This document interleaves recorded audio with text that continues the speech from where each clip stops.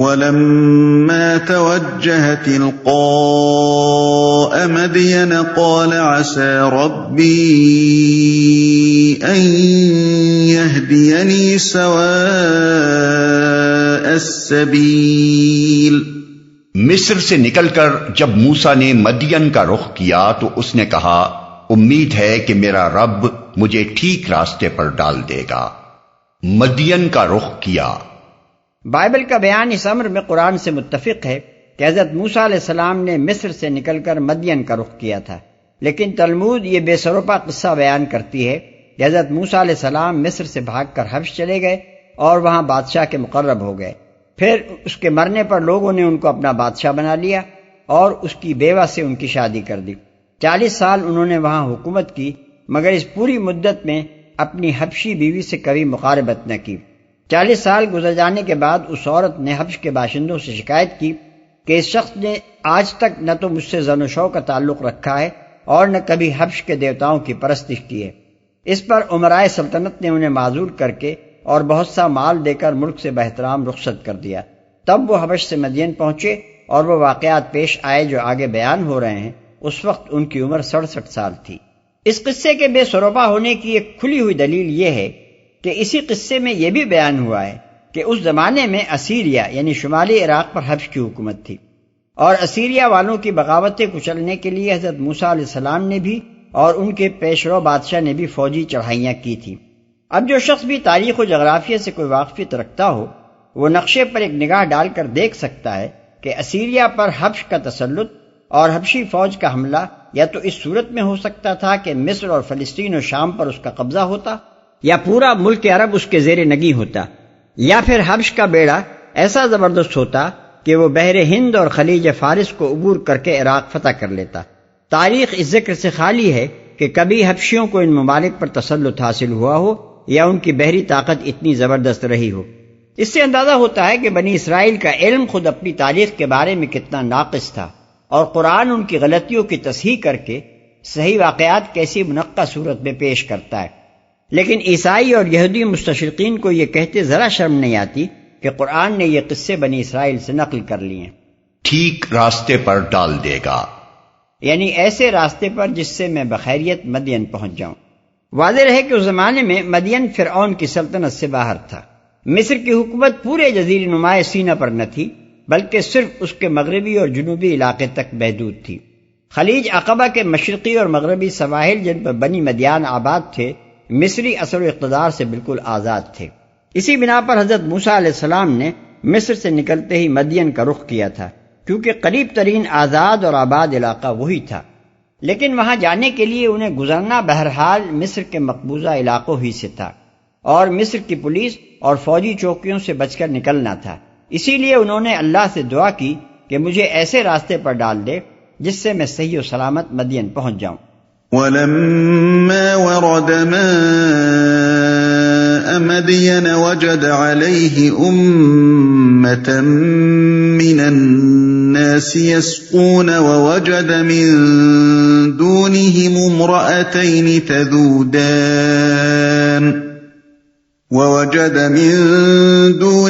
امرأتين تذودان قال ما خطبكما قالتا لا نسقي حتى يصدر الرعاء وأبونا شيخ كبير۔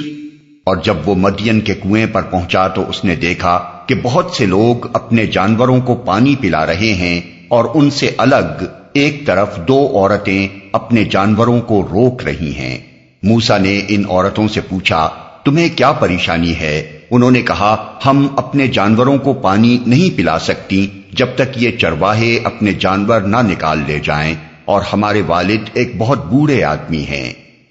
مدین کے کنویں پر پہنچا۔ یہ مقام جہاں حضرت موسیٰ علیہ السلام پہنچے تھے عربی روایات کے مطابق خلیج عقبہ کے غربی ساحل پر مقنا سے چند میل بجانب شمال واقع تھا۔ آج کل اسے البدہ کہتے ہیں، اور وہاں ایک چھوٹا سا قصبہ آباد ہے۔ میں نے دسمبر 1959 میں تبوک سے عقبہ جاتے ہوئے اس جگہ کو دیکھا ہے۔ مقامی باشندوں نے مجھے بتایا کہ ہم باپ دادا سے یہی سنتے چلے آئے ہیں کہ مدین اسی جگہ واقع تھا۔ یوسفوس سے لے کر برٹن تک قدیم و جدید سیاحوں اور جغرافیہ نویسوں نے بھی بالعموم مدین کی جائے وقوع یہی بتائی ہے۔ اس کے قریب تھوڑے فاصلے پر وہ جگہ ہے جسے اب مغائر شعیب یا مغارات شعیب کہا جاتا ہے۔ اس جگہ سمودی طرز کی کچھ عمارات موجود ہیں اور اس سے تقریباً میل 1.5 میل کے فاصلے پر کچھ قدیم کھنڈر ہیں جن میں 2 اندھے کنویں ہم نے دیکھے۔ مقامی باشندوں نے ہمیں بتایا کہ یقین کے ساتھ تو ہم نہیں کہہ سکتے، لیکن ہمارے ہاں روایات یہی ہیں کہ ان دونوں میں سے ایک کنواں وہ تھا جس پر حضرت موسیٰ علیہ السلام نے بکریوں کو پانی پلایا ہے۔ یہی بات ابو الفدا متوفی 732 ہجری نے تقویم البلدان میں اور یاقوت نے معجم البلدان میں ابو زید انصاری متوفی 216 ہجری کے حوالے سے لکھی ہے کہ اس علاقے کے باشندے اسی مقام پر حضرت موسیٰ علیہ السلام کے اس کنویں کی نشاندہی کرتے ہیں۔ اس سے معلوم ہوتا ہے کہ یہ روایت صدیوں سے وہاں کے لوگوں میں متوارث چلی آ رہی ہے، اور اس بنا پر اعتماد کے ساتھ کہا جا سکتا ہے کہ قرآن مجید میں جس مقام کا ذکر کیا گیا ہے وہ یہی ہے۔ ہمارے والد ایک بہت بوڑھے آدمی ہیں، یعنی ہم عورتیں ہیں، ان چرواہوں سے مزاحمت اور کشمکش کر کے اپنے جانوروں کو پانی پلانا ہمارے بس میں نہیں ہے۔ والد ہمارے اس قدر سن رسیدہ ہیں کہ وہ خود یہ مشقت اٹھا نہیں سکتے، گھر میں کوئی دوسرا مرد بھی نہیں ہے، اس لیے ہم عورتیں ہی یہ کام کرنے نکلتی ہیں، اور جب تک سب چرواہے اپنے جانوروں کو پانی پلا کر چلے نہیں جاتے ہم کو مجبوراً انتظار کرنا پڑتا ہے۔ اس سارے مضمون کو ان خواتین نے صرف ایک مختصر سے فقرے میں ادا کر دیا، جس سے ان کی حیاداری کا اندازہ ہوتا ہے کہ ایک غیر مرد سے زیادہ بات بھی نہ کرنا چاہتی تھیں، مگر یہ بھی پسند نہ کرتی تھیں کہ یہ اجنبی ہمارے خاندان کے متعلق کوئی غلط رائے قائم کر لے اور اپنے ذہن میں یہ خیال کرے کہ کیسے لوگ ہیں جن کے مرد گھر بیٹھے رہے اور اپنی عورتوں کو اس کام کے لیے باہر بھیج دیا۔ ان خواتین کے والد کے متعلق ہمارے ہاں کی روایات میں یہ بات مشہور ہو گئی ہے کہ وہ حضرت شعیب علیہ السلام تھے، لیکن قرآن مجید میں اشارتاً و کنایتاً بھی کوئی بات ایسی نہیں کہی گئی ہے جس سے یہ سمجھا جا سکے کہ وہ حضرت شعیب علیہ السلام ہی تھے۔ حالانکہ شعیب علیہ السلام کی شخصیت قرآن میں ایک معروف شخصیت ہے، اگر ان خواتین کے والد وہی ہوتے تو کوئی وجہ نہ تھی کہ یہاں اس کی تصریح نہ کر دی جاتی۔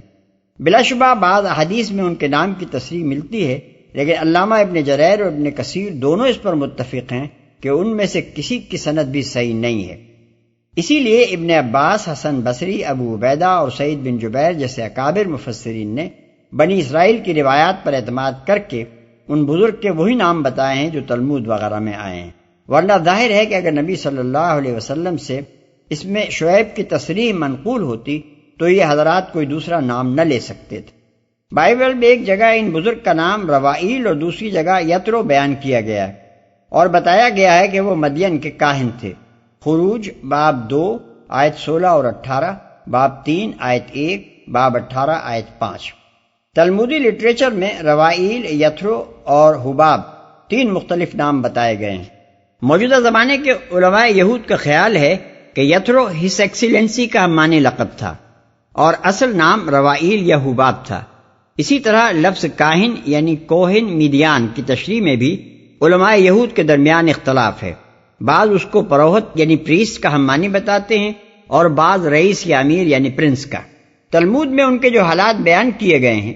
وہ یہ ہیں کہ حضرت موسیٰ علیہ السلام کی پیدائش سے پہلے فرعون کے ہاں ان کی آمد و رفت تھی اور وہ ان کے علم اور اصابت رائے پر اعتماد رکھتا تھا،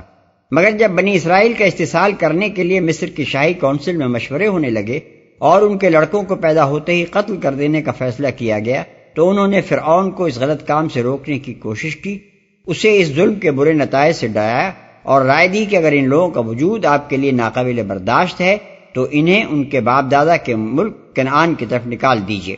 اس پر فرعون ان سے ناراض ہو گیا اور اس نے انہیں ذلت کے ساتھ اپنے دربار سے نکلوا دیا۔ اس وقت سے وہ اپنے ملک مدین ہی میں اقامت گزین ہو گئے تھے۔ ان کے مذہب کے متعلق قیاس یہی ہے کہ حضرت موسیٰ علیہ السلام کی طرح وہ بھی دین ابراہیمی کے پیرو تھے، کیونکہ جس طرح حضرت موسیٰ علیہ السلام اسحاق بن ابراہیم علیہ السلام کی اولاد تھے، اسی طرح وہ مدیان بن ابراہیم کی اولاد میں سے تھے۔ یہی تعلق غالباً اس کا موجب ہوا ہوگا کہ انہوں نے فرعون کو بنی اسرائیل پر ظلم کرنے سے روکا اور اس کی ناراضی مول لی۔ مفسر نشاپوری نے حضرت حسن بصری کے حوالے سے لکھا ہے کہ وہ ایک مسلمان آدمی تھے، حضرت شعیب علیہ السلام کا دین انہوں نے قبول کر لیا تھا۔ تلمود میں بیان کیا گیا ہے کہ وہ مدیانیوں کی بت پرستی کو علانیہ حماقت قرار دیتے تھے، اس وجہ سے اہل مدین ان کے مخالف ہو گئے۔ فسقى لهما ثم تولى إلى الظل فقال رب إني لما أنزلت إلي من خير فقير۔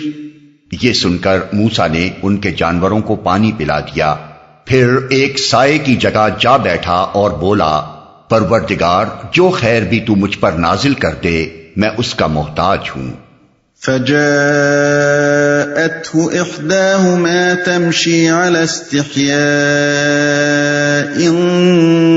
قالت إن أبي يدعوك ليجزيك أجر ما سقيت لنا، فلما جاءه وقص عليه القصص قال لا تخف نجوت من القوم الظالمين۔ کچھ دیر نہ گزری تھی کہ ان دونوں عورتوں میں سے ایک شرم و حیا کے ساتھ چلتی ہوئی اس کے پاس آئی اور کہنے لگی، میرے والد آپ کو بلا رہے ہیں تاکہ آپ نے ہمارے لیے جانوروں کو پانی جو پلایا ہے اس کا اجر آپ کو دیں۔ موسیٰ جب اس کے پاس پہنچا اور اپنا سارا قصہ اسے سنایا تو اس نے کہا، کچھ خوف نہ کرو، اب تم ظالم لوگوں سے بچ نکلے ہو۔ شرم و حیا کے ساتھ چلتی ہوئی اس کے پاس آئی۔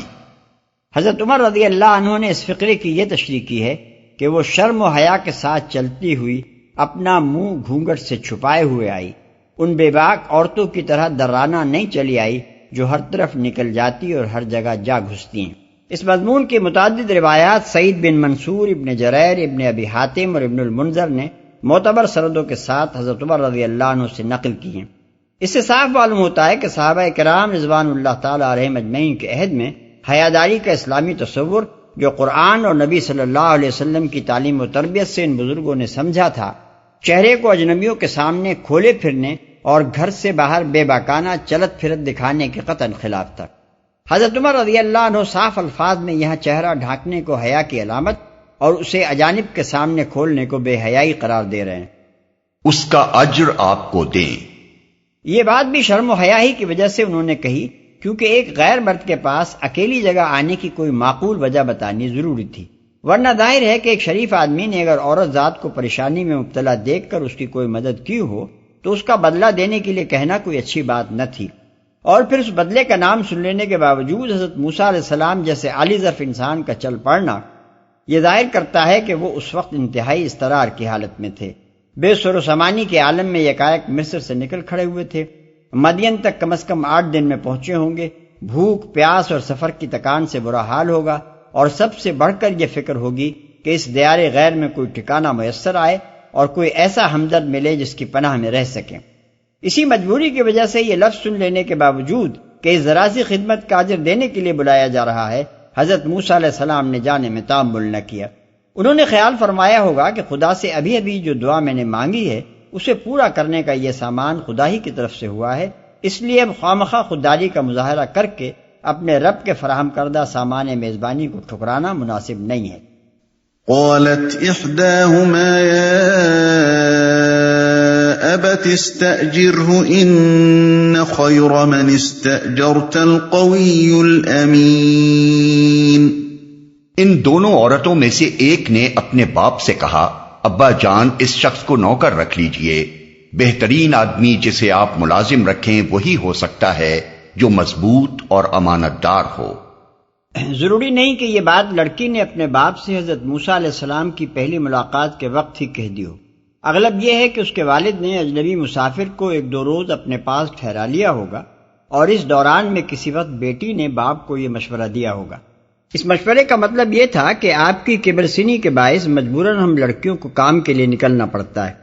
ہمارا کوئی بھائی نہیں ہے کہ باہر کے کام سنبھالے، آپ اس شخص کو ملازم رکھ لیں، مضبوط آدمی ہے، ہر طرح کی مشقت کر لے گا اور بھروسے کے قابل آدمی ہے۔ محض اپنی شرافت کی بنا پر اس نے ہم عورتوں کو بے بس کھڑا دیکھ کر ہماری مدد کی اور کبھی ہماری طرف نظر اٹھا کر نہ دیکھا۔ قال انی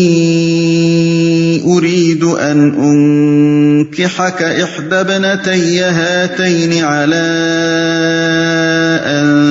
تأجرني 8 حجج على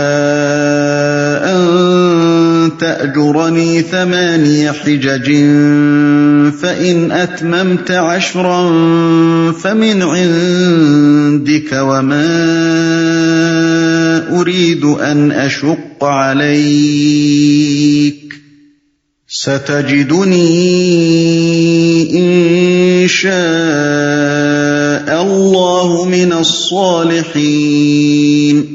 اس کے باپ نے موسیٰ سے کہا، میں چاہتا ہوں کہ اپنی ان 2 بیٹیوں میں سے ایک کا نکاح تمہارے ساتھ کر دوں، بشرطے کہ تم 8 سال تک میرے ہاں ملازمت کرو، اور اگر 10 سال پورے کر دو تو یہ تمہاری مرضی ہے، میں تم پر سختی نہیں کرنا چاہتا، تم انشاءاللہ مجھے نیک آدمی پاؤ گے۔ اس کے باپ نے موسیٰ سے کہا، یہ بھی ضروری نہیں کہ بیٹی کی بات سنتے ہی باپ نے فوراً حضرت موسیٰ علیہ السلام سے یہ بات کہہ دی ہو۔